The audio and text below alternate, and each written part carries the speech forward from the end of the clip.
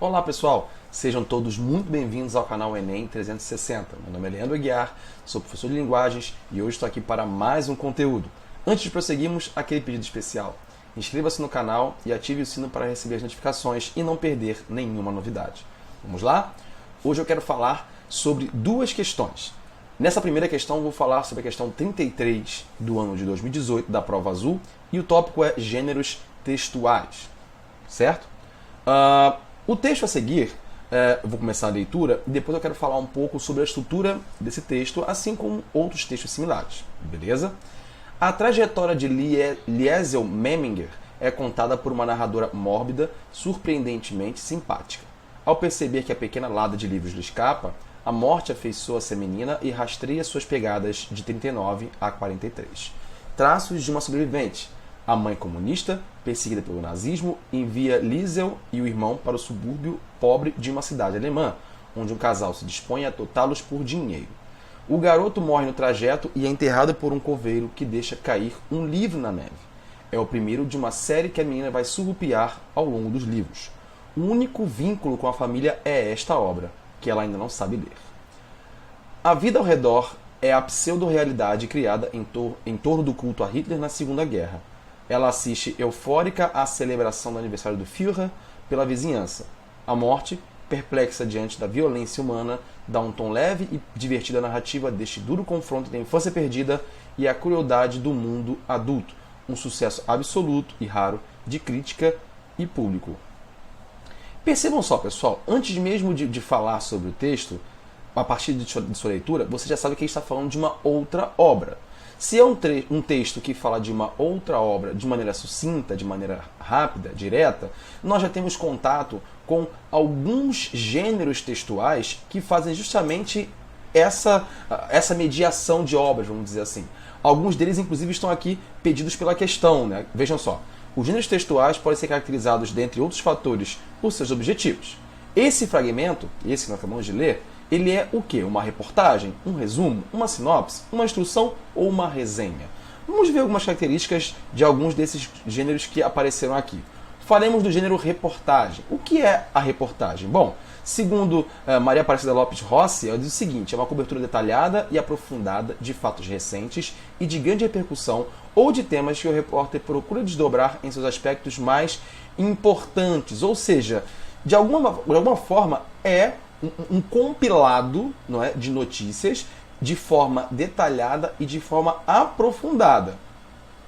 O que mais a gente pode saber sobre o gênero reportagem? Bom, ele varia de acordo com níveis de conteúdo, até pela sua extensão e pelo seu aprofundamento. Quando você lidar com uma reportagem ao vivo, né, numa televisão, você percebe que isso é uma coisa que demora, não é uma coisa curta, geralmente é uma coisa que demora quadros, bem longa, não é? É uma filmagem que demora um pouco mais, e se for um texto escrito, costuma ser um dossiê, algo mais aprofundado. O que nos leva a pensar e entender que há mais material humano e material físico também envolvidos, né? Geralmente, opiniões de pessoas convidadas que são autoridades no assunto, ou então entrevistas, enfim, muitas coisas que vão corroborando com o fato, né, da reportagem existir. E, importante, vale salientar que na reportagem as opiniões envolvidas são sempre de pessoas que entendem de fato do assunto.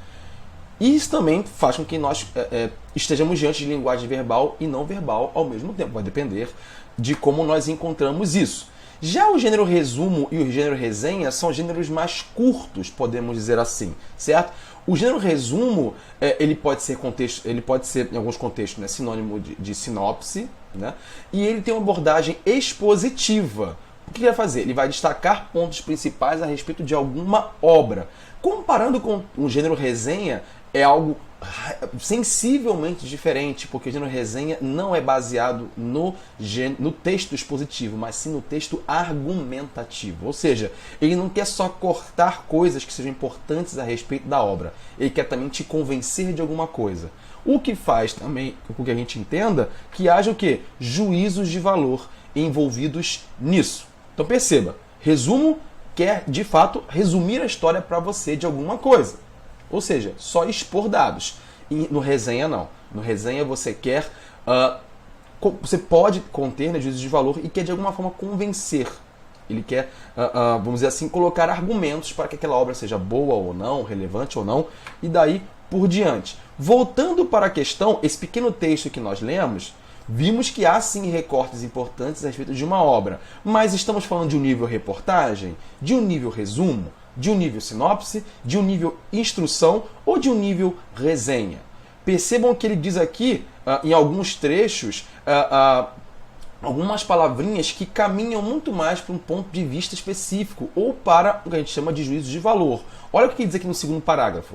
A vida ao redor é a pseudo-realidade criada em torno do culto a Hitler na Segunda Guerra. Ela assiste eufórica à celebração do aniversário do Führer pela vizinhança. A morte, perplexa diante da violência humana, dá o tom leve e divertido. Veja só, tom leve e divertido. Perceba que há uma opinião parcial aqui. Eu não tenho só um recorte da obra. Eu tenho também pinceladas de opinião. Eu tenho algo que quer ser dito em relação à opinião de alguém, não é? E até pelo site em que isso foi veiculado, né? O Devorador de Livros. Nós estamos diante do quê? De uma resenha. Até porque eu estou apresentando uma produção intelectual de alguém de forma crítica. E essa é a grande diferença para as demais alternativas dessa questão. Tanto em reportagem, resumo, sinopse ou instrução, você não tem, vamos dizer assim, um recorte crítico. O que você tem é um recorte muito mais informativo. Dessas alternativas, a única que é crítica é a resenha.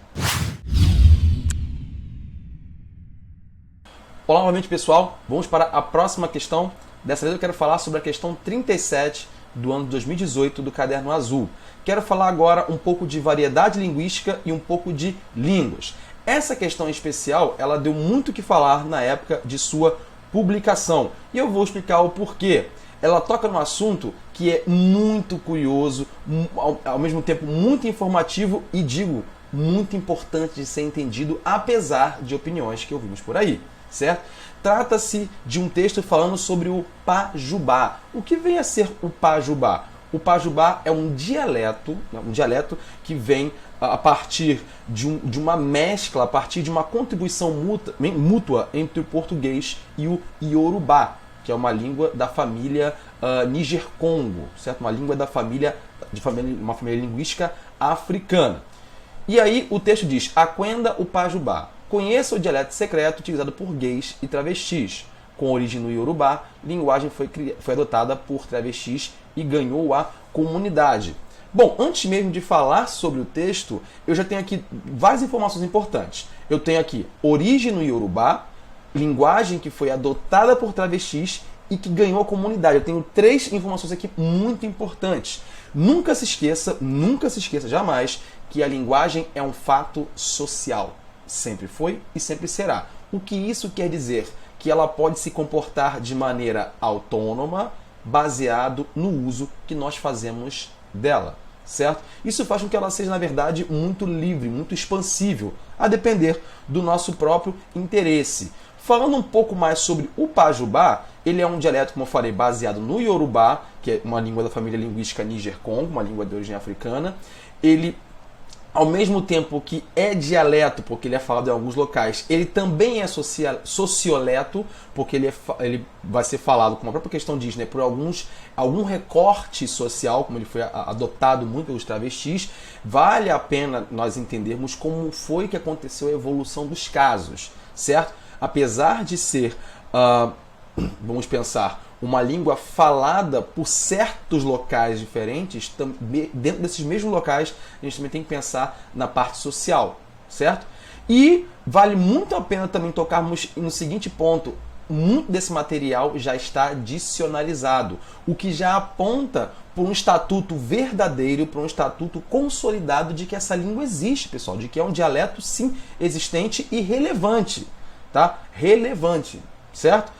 Por que eu digo que essa questão na época deu o que falar? Muito foi dito que não era uma questão relevante, que não se aprendia nada com isso, inclusive tivemos até a opinião de governantes, mas pessoal, nunca se esqueçam, como eu falei, de que a língua é um fato social e que isso diz respeito a nós, diz respeito a mim, diz respeito a você. Veja só o texto. E aí, nhaí, amapô, não faça louca e pague meu aqué, deixe de eque, senão eu puxo teu picumã. Entendeu as palavras dessa frase? Se sim, é porque você manja alguma coisa de pajubá, o dialeto secreto dos gays e travestis. Adepto do uso das expressões, mesmo nos ambientes mais formais, um advogado afirma: é claro que eu não vou falar durante uma audiência ou numa reunião, mas na firma. Com meus colegas de trabalho, eu falo de aqué o tempo inteiro. Para quem sabe que aqué é dinheiro, tá, pessoal? A gente tem que ter cuidado de falar outras palavras, porque hoje o pessoal já entende, né? Tá na internet. Tem até dicionário, comenta. O dicionário a que ele se refere é Aurélia, a Dicionário da Língua Afiada, lançado no ano 2006 e escrito pelo jornalista Ângelo Vip, o Fred Lieb. Na obra, há mais de 1.300 verbetes revelando o significado das palavras do pajubá. Não se sabe ao certo quando essa linguagem surgiu, mas sabe-se que há claramente uma relação entre o pajubá e a cultura africana, numa costura iniciada ainda na época do Brasil colonial. Então olha a diversidade e a riqueza que nós temos nesse dialeto, pessoal. Como é que a gente pode dizer que isso não é relevante? Pelo contrário, isso é muito relevante. É muito importante nós entendermos como as camadas de história, né, tempo e geografia de espaço se cruzam e, de alguma forma, com a língua como interface, a língua como meio, como interface de comunicação, para fazer essa costura toda. Isso é muito interessante. E é importante por quê? Porque isso já está tanto como um status de dialeto que já foi até dicionarizado, que as pessoas, inclusive, já usam em determinados contextos de fala. Deixou, como eu falei, né? Deixa de ser só um dialeto para também ser um socioleto, para também ser falado de forma irrestrita. E vamos para a questão. Da perspectiva do usuário, o pajubá ganha status de dialeto, caracterizando-se como elemento de patrimônio linguístico. Pensa em patrimônio, pensa em quê, tá, gente? Pensa em memória, pensa em constituição de riqueza, certo? Especialmente por quê? Por ser consolidado por objetos formais de registro, como eu falei, já tem dicionário, já está na internet, as pessoas já falam. As pessoas já falam em contextos diversos, diferentes, em lugares diferentes, em situações diferentes. Então, sim, já é um patrimônio linguístico e merece ser apreciado, merece ser estudado. Espero que você tenha entendido e aprendido um pouco sobre pajubá e sobre a nossa imensa e rica cultura. Espero você nos próximos vídeos. Um abraço e até lá!